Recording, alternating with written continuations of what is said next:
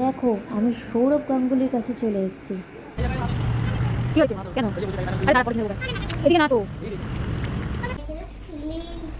আমরা এখন চলে এসেছি মিউজিয়ামে, এখন লিফটে আছি। তো যারা 6th ফ্লোরে টিকিট কাউন্টার আছে, তো সেখান থেকে টিকিট কাটবো। তো যত কারণে শোনা গেছে যে এখন টিকিটের দামটা কম হতে চলে গেছে। এখন টিকিটের দাম হচ্ছে 250 করে, আর যদি তোমরা সানডে ছাড়া অন্য দিন যাও তাহলে সেটা 200 করে বাচ্চাদের। আর আমরা যেহেতু সানডে গেছিলাম তাই আমার মেয়েরও 250 নিয়েছিল, আমাদেরও 250 নিয়েছিল। সত্যি সত্যি যে সৌরভ গাঙ্গুলির সাথে দেখা হবে সত্যি ভাবতে পারিনি। আমি ভীষণ চলে আসলাম লতা মঙ্গেশকরের কাছে। আমার স্বপ্ন, আমার যা গলা তোমরা হাসবে। যাই হোক, আমরা চলে এসেছি এই ক্যাফেটাই বলেছিলাম, মাদার্স ওয়াক্স মিউজিয়াম। অসংখ্য সুন্দর, সত্যি আমার তো খুব ভালো লেগেছে। আই হোপ তোমাদের আমার সাথে যা হলো। কিচ্ছু হবে না, ভয় কিচ্ছু নেই। চোখ বন্ধ করে মা, চোখ বন্ধ করে যেত না মা।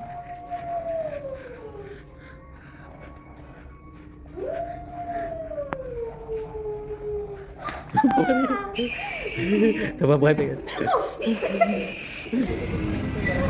আমরা তো চলে এসেছি বিশ্ব বাংলা গেটে, মানে রেস্টুরেন্ট থেকে। তো এখানে মেন হচ্ছে মানে 200 টাকা করে টিকিট করতে হবে।